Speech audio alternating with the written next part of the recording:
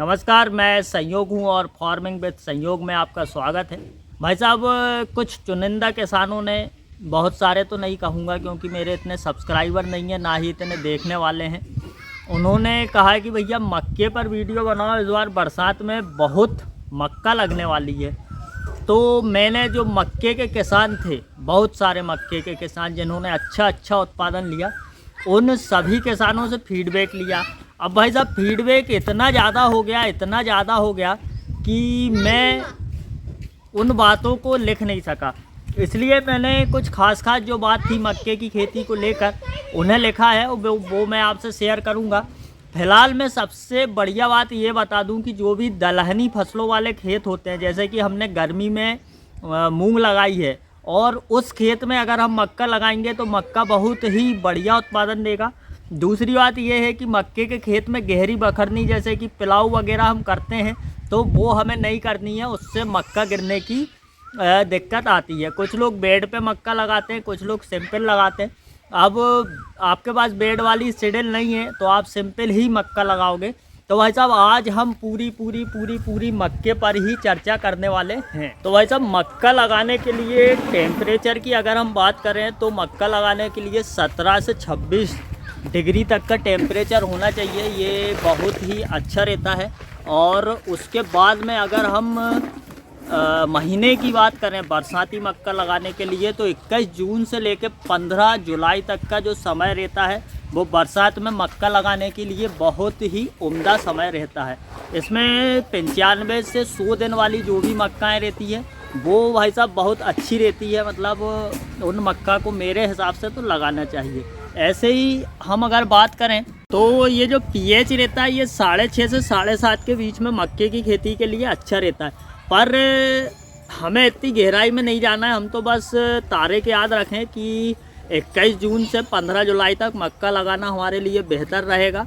गहराई की अगर हम बात करें तो 1 इंच से लेकर 1.5 इंच के नीचे आप मक्का ना लगाएं। उगने में अगर भाई साहब आपने बुआई करी, पानी गिरा, बतर आई, आपने मक्के की बुआई कर दी और ज़्यादा ही पानी टिप गया और नहीं उग पाई तो हाँ, ज़्यादा से ज़्यादा आप 2 इंच गहरे पे कर लें। और अब हम बेसल डोज पे आने से पहले मक्के की दूरी पर विशेष चर्चा करेंगे, क्योंकि अगर हमें फसल का अधिक उत्पादन लेना है तो मक्के में खास करके हमें दूरी का विशेष ख्याल रखना पड़ेगा। इसमें पौधे से पौधे की दूरी भी सही होना चाहिए और मक्के की जो सिडिल की कतार से कतार है वो भी सही होना चाहिए। कतार से कतार में अगर हम चर्चा करें तो 22 से 24 इंच जो सिडिल की चाँस रहती है, जो क्या बोलते हैं, चाँसी बोलते हैं, 22 से 24 इंच के बीच में रहना चाहिए। और अगर आपकी हल्की ज़मीन है, हल्की से मतलब मेरा हल्की सी रेतीली ज़मीन है या दोमट मिट्टी है, तो आप कतार से कतार की दूरी आप उसको कम करके 18 से 20 इंच भी कर सकते हैं। बाकी जो पौधे से पौधों की दूरी रहेगी वो 7 से 8 इंच पर ही इनको गिरना चाहिए। एक बात और है इसमें बहुत ज़रूरी और अच्छी बात है, जयराम जी की बहुत ज़रूरी और अच्छी बात है, वो ये है कि भाई साहब इसमें जो कहना चाहिए, चारा बिल्कुल भी नहीं होना चाहिए। चारा भी रहेगा और तो भी हमारी मक्के का जो एवरेज उत्पादन है वो कम हो जाएगा। और बीज दर भी 7 किलो से ज़्यादा नहीं गिराना चाहिए। असल में क्या है, ज़्यादा बीज हो जाएगा तो पौधे उखाड़ना पड़ेगा। आप 8 किलो कर लें, यदि ज़्यादा से ही है तो 8 कर लें। अगर नहीं उग पाया तो हम अलग से गड़ाने से बच जाएंगे। पर अगर पौधे ज़्यादा हो गए तो हम उन्हें उचका के कम कर सकते हैं और थोड़े बड़े करके जानवरों को भी खिला सकते हैं। वैसे तो कोई दिक्कत वाली बात है नहीं, क्योंकि ज़्यादा जो एकदम ही डीप में चले जाते हैं ना, वैज्ञानिक तरीके में ही भरा जाते हैं, तो बहुत ही 100% चांस रहते हैं कि हमारा उत्पादन जो है वो गिर ही जाता है। और फिर अफसोस भी होता है यार कि इतना दिमाग लगाया तो भी एवरेज हमारा गिर गया।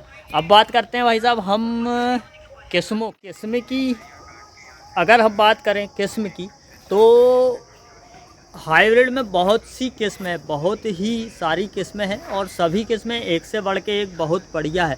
जैसे कि पूसा हाइब्रिड एक मेरे हिसाब से अच्छी किस्म है, और JH 3459, उसके बाद में हम बात करें तो पायनियर की 3401, पायनियर की 3502, पायनियर की 3524 और उसके अलावा टाटा में है एक किस्म 9375, उसके अलावा एडवांटा में है 759, उसके अलावा एक सीपी करके है 201, सिंजेंटा, बायर, ऐसे करके कईयों कंपनी की बहुत सी किस्में हैं। पर हमारे जो गुरुजी हैं गया प्रसाद जी खोरे भाई साहब, इन्होंने पायनियर की 3302 का मैं आपको बताऊं तो 26 कुंटल एकड़ पे उत्पादन लिया था, वो भी बरसात के दिनों में। उसके अलावा एक किस्म और है जो नई आई है मार्केट में, और ये किस्म इसलिए धूम मचा रही है कि इसका जो पौधा है भाई साहब वो मतलब जो गोड़ रहता है ना, मोटा रहता है, जड़ें आपस में फैल जाती। जड़ की बात निकल आई तो मैं आपको और बता दूं, मक्के की जड़ जो रहती है ज़्यादा दूर तक नहीं फैलती है, पौधा लंबा बढ़ता है, उस हिसाब से जड़ छोटी रहती है, तो मक्का गिर बहुत जल्दी जाता है। इसलिए ही कहते हैं कि मक्के को उचित दूरी पे लगाएं, चारा ना होने दें। और अगर हम खाद भी मक्के में डालते हैं तो मक्के के बिल्कुल गोड़ के बगल में, जड़ के वहीं पे डालते हैं। आगे हम खाद पे भी चर्चा।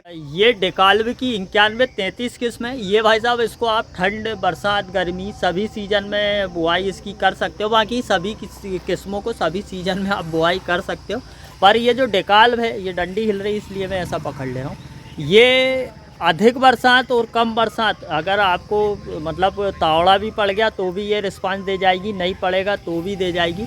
और इसके दाने भाई साहब मोटे आकर्षक और लंबे दाने हैं। इसके जो भुट्टे के अंदर वो छूछा निकलता है ना खाने के बाद में, वो पतला रहता है, इसके दाने बड़े रहते हैं, पौधा मोटा रहता है, तो इसका नाम बहुत बढ़ चढ़ के आ रहा है। इसमें फफूंद रोधी भी है, थोड़ा सा फफूंद के रोग इसमें कम लगते हैं। बाकी हम अगर रोगों की बात करें या कीट की बात करें तो मक्के में भाई साहब शुरुआती अवस्था में मान के चलो आप 45 दिन तक ध्यान दे लो, उसके बाद में इतना रोग लगने का झंझट रहता नहीं है। ये मक्के की एक खासियत और है कि ये आखिरी तक हरा बना रहता है, भुट्टे पक जाते हैं तब तक भी। डेकाल्व का 91 क्या था 33 जो किस्म है वो आखिरी तक हरी बनी रहती है। ऐसे ही करके कावेरी का 8333 मक्का भी है, ये भी अच्छा है, इसका भी मोटा पौधा रहता है, गिरता कम है, उसके मोटे भुट्टे भी मोटे ही रहते हैं, और सब कुछ इसमें मोटा ही मोटा रहता है। इसका भी मतलब कहना चाहिए कि रोग रहित है ये किस्म भी एक प्रकार से। इसके दाने वजन में अधिक आते हैं, अधिक वजनदार किस्म है ये। और बाकी अब हम किस्मों के बाद चर्चा करते हैं बेसल डोज की। बेसल डोज की हम चर्चा करें, और उससे पहले मैं बता दूं कि किसी भी फसल को लगाने से पहले अगर आप मिट्टी का परीक्षण करा लेते हैं तो इससे आपको भाई साहब ये पता लग जाता है कि हमारी मिट्टी में इस फसल के लिए जो हम लगा रहे हैं उसके लिए किन तत्वों की कमी है, कौन से तत्व हमें देना चाहिए और कौन से नहीं देना चाहिए। बाकी फिर भी बेसल डोज में कुछ लोग डीएपी का इस्तेमाल करते हैं, कुछ लोग एसएसपी का इस्तेमाल करते हैं, कुछ लोग इनके साथ पोटास भी मिलाते हैं, कुछ लोग सल्फ़र भी मिलाते हैं, कुछ लोग जो कहना चाहिए जैसे मिक्स माइक्रो न्यूट्रिएंट्स वाले जो पोषक तत्व रहते हैं उन्हें भी मिलाते हैं। जैसे हम लोग मूंग में जीरोन का इस्तेमाल करते हैं या ग्रो प्लस का इस्तेमाल करते हैं, जिसमें 5 एक पोषक तत्व रहते हैं, सल्फ़र, पोटास, फलाना ढिकाना, फास्फोरस जो भी है, तो भाई साहब इस तरह से भी इस्तेमाल करते हैं। बाकी मेरे हिसाब से आप अगर बेसल डोज ले रहे हैं तो उसमें डीएपी और एसएसपी का इस्तेमाल करें, और उनके साथ आप पोटास अवश्य ही लें, क्योंकि मक्के में भी जहाँ तक है पोटास की कमी रहती होगी। अब पोटास तो बारीक आता है, आप इसे अपनी सिडल में डाल नहीं सकते, सिडल में डालेंगे बरसात के दिन रहेंगे तो पसीज जाएगा। तो आप पोटास का खेत में छिड़क के और उसको ऊपर से आप बखरदी कर सकते हैं, कोई दिक्कत नहीं है। बाकी एसएसपी या डीएपी आप ले रहे हैं तो सिडल में लेकर ही आप उसको साथ में भी बुआई मक्के के साथ कर सकते हैं। आजकल सिडल बहुत अच्छी आ गई है, मक्का अलग गिरता है, खाद अलग गिरता है। मक्के की जो मैंने खास दूरी बताई है उस दूरी पर भी सिडल मक्के को गिरा देती है। इस तरह से बहुत से बेसल डोज को लेकर कहानियाँ हैं। बाकी बेसल डोज आप अपनी फसल में ज़रूर ही इस्तेमाल। पोटास अगर हम लें तो 20 से 25 किलो या 15 से 20 किलो हमारी फसल के लिए पर्याप्त रहेगा। एसएसपी अगर आप लेना चाहें तो 2 बोरी एकड़ पे ले सकते हैं, मैं ज़्यादा ही बोल रहा हूँ, कम कर देना। और डीएपी लेना चाहें तो 1 आध बोरी एकड़ पे ले लेना। बाकी इस तरह से आप अपने खेत की मिट्टी के अनुसार बेसल डोज आप चुनेंगे तो आपको ज़्यादा पता है कि मेरी मिट्टी में मैं फसल लेता रहता हूँ तो मैं कौन सा खाद अपनी मिट्टी में मिलाता हूँ। बाकी स्प्रे की हम बात ज़रूर करेंगे, क्योंकि फसल जो है वो लगभग 40 से 45 दिन तक ही जड़ों से लेती है, उसके बाद वो पत्तों से खाना लेना चालू कर देती, तो हम पत्ते से ज़रूर देंगे। अब बात करते हैं हम यूरिया की, तो मक्के में भाई साहब यूरिया ज़रूर डालता है। कुछ किसानों का ऐसा कहना है कि जब हम यूरिया का छिड़काव पूरे खेत में करते हैं, मतलब जड़ के पास नहीं डालते हैं यूरिया को, तो पूरे खेत में छिड़काव करने से अगर वो यूरिया पत्ते में लग जाता है तो वहाँ का पत्ता सफ़ेद हो जाता है। वो पत्ता सफ़ेद हो जाता है तो हम सोचने लगते हैं यार क्या पता ये कौन सा रोग है, क्या जिंक की कमी हो गई कि फेरस की कमी हो गई तो क्या हो गया। इसलिए जहाँ तक हो आप पानी देने से पहले मक्के की जड़ के पास यूरिया रखें, और जब आप जड़ के पास यूरिया रख ही रहे हो, वो तो सिंपल सी बात है, तो उसमें माइक्रो न्यूट्रिएंट्स जो भी है, सागरी का वगैरह है, जो भी आपके खेत में चल रहा है उसको भी आप साथ में रख दें, बहुत ही अच्छा रिस्पांस आपको मिलेगा। यूरिया भाई साहब कुछ लोग मक्के में 4 बार डालते हैं, कुछ लोग 3 बार डालते हैं, और जब मक्के में ऊपर वो लाल रंग का फूल दिखाई देता है, वो फूल दिखाने से पहले तक आप अपने मक्के में यूरिया डालने की जो प्रक्रिया है वो कंप्लीट कर लें। तो भाई साहब मक्के का जो पहला डोज है वो मक्के की फसल जो हमारी है उस फसल के 30 दिन के अंदर आप कंप्लीट कर लें। इसमें आप 1.5 बोरी एकड़ यूरिया लेकर अपनी फसल में डाल। तो भाई साहब मक्के का जो पहला डोज है वो आप मक्के की फसल के 30 दिन के अंदर ही कंप्लीट कर लें, 25 से 20 दिन में आप कंप्लीट कर लें। इसमें आप लगभग 1.5 बोरी एकड़ पे भाई साहब यूरिया लेंगे, और ये जो यूरिया आप ले रहे हैं इसमें आप zinc, sulphur, copper, manganese, boron जो भी आप अपने मिट्टी के मांग के अनुसार मिलाना चाहते हैं आप उसे अपनी मिट्टी में मिला सकते हैं। ये जो यूरिया हम हमारी फसल में डाल रहे हैं इसको अगर आप दिन से ना गिनकर आप अगर पत्ती से के हिसाब से गिने, 4 से 5 पत्ती का जब आपका मक्का हो जाएगा तब आप 20 किलो यूरिया इसके साथ जड़ के पास ड्रिंचिंग कर सकते हैं। इसके साथ आप चाहे तो दानेदार कीटनाशक भी मिलाकर दे सकते हैं। दानेदार कीटनाशक या कीटनाशक का स्प्रे भी आपको फसल में छोटी अवस्था से ही करना है, इस पर भी हम चर्चा करेंगे। 4 से 5 पत्ती के बाद में आप 8 से 10 पत्ती जब आपकी मक्के की हो जाएगी तब वापस से 30 किलो यूरिया अपने मक्के की फसल में एकड़ के हिसाब से दे सकते हैं। मक्के में दाना भरते समय यानी कि वो जो फूल ऊपर आते हैं ना छुग्गन पे, वो फूल आते समय आपको यूरिया नहीं डालना है। उसके बाद में जब दाने भराने लगेंगे, दूध की अवस्था होगी, तब आप 20 किलो यूरिया अपने मक्के की फसल में और डालें। उसके बाद में आप चाहें तो जयराम जी की यूरिया से कर सकते हैं। अब भाई साहब हम खरपतवार की चर्चा भी कर लें, बहुत ही ज़रूरी है ये बिंदु भी। मक्का बुआई के 5 से 7 दिन के बाद दिखने लगती है, ऊपर निकलने लगती है, 10 दिन तक पर्याप्त मक्का दिख जाती है। इसमें आपको करना ये है कि जहाँ पे 2 पेड़ उगे हुए हैं उसमें से कमज़ोर वाला पेड़ आप हाथ से उखाड़ दें या लेबर से उखड़वा दें। दूसरी बात ये है कि आप जब आपकी मक्का छोटी सी दिख रही है उस समय पर आप एक कीटनाशक का स्प्रे ज़रूर करें, और मक्का 20 दिन की है तो आप खरपतवार नाशक का भी इस्तेमाल कर सकते हैं। उसमें मेट्रोजिन का आप इस्तेमाल कर सकते हैं। खरपतवार में मैं आपको बता, जो मक्का 4-5 दिन की होती है ना, जब हम यूरिया डालते हैं 4-5 दिन की मक्का हो जाती है, उस समय पर एक मेजबोरन नाम की कीट आता है, एक फॉल आर्मी वर्म भी आती है। वो मक्के की जो पुंगी रहती है छोटी उसके अंदर रहती है, और वो फॉल आर्मी वर्म जो रहती है भाई साहब वो अंदर एक तो नुकसान पहुंचाती है और अंदर भी चली जाती है, तो वो तना छेदक रहती है। उस समय पर हमारा मक्का दिखता तो अच्छा है भाई साहब, पर जैसे बड़ा होता रहता है वो अच्छा ही दिखता रहता है, फल बिल्कुल भी नहीं देता है। इसलिए मक्के को छोटी अवस्था से ही आप कीटनाशक डालना प्रारंभ कर दें। और ये जो मेज बोरर रहती है करती है भाई साहब, पत्ते को खुरच देती है, इससे पत्ता हमारा सफ़ेद हो जाता है, बहुत सारी जालियां लग जाती है और ये क्लोरोफिल बनाना बंद कर देता है, तो ये भी नुकसानदायक काम ही है। इसलिए आप जो खरपतवार का इस्तेमाल आप करेंगे उसी इस्तेमाल में आप कीटनाशक का भी इस्तेमाल करें। ये मतलब एक पंथ दो काज वाली बात हो जाए। सब एक खरपतवार तो वो है जो हम फसल के उगने से पहले ही डाल देते हैं, जिसको शायद प्री इमरजेंस खरपतवार नाशक बोलते हैं।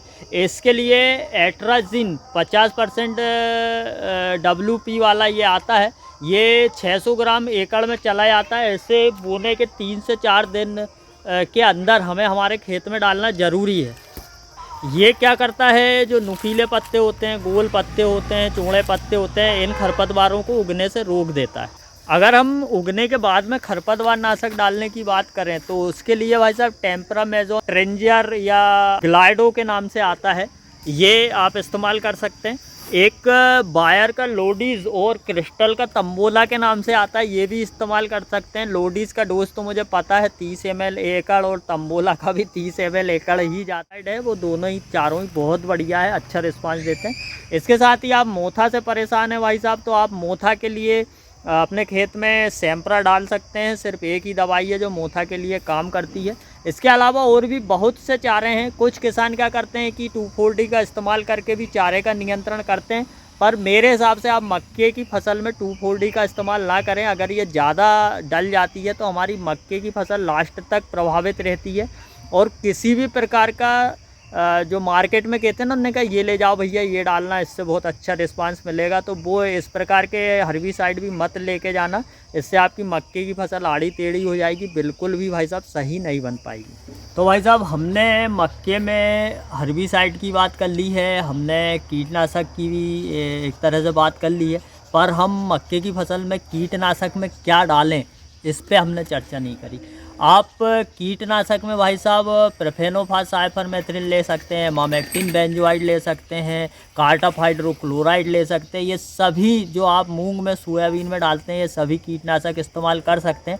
पर जहाँ तक है क्लोरेंट्रानिलीप्रोल जैसे आप उसका भी इस्तेमाल कर सकते हैं, जो कि जितने भी सिस्टोमेटिक कीटनाशक है उनका आप शुरू में इस्तेमाल करें। क्योंकि मैंने आपको बताया है कि वो जो कीट आते हैं जो पुंगी के अंदर चले जाते हैं, जो तना छेदक का भी काम कर देते हैं, पत्ते खुरच देते हैं, भाई साहब इन कीटों से बचने के लिए हमें किसी भी प्रकार के सिस्टोमेटिक कीटनाशक का लेना ज़रूरी है।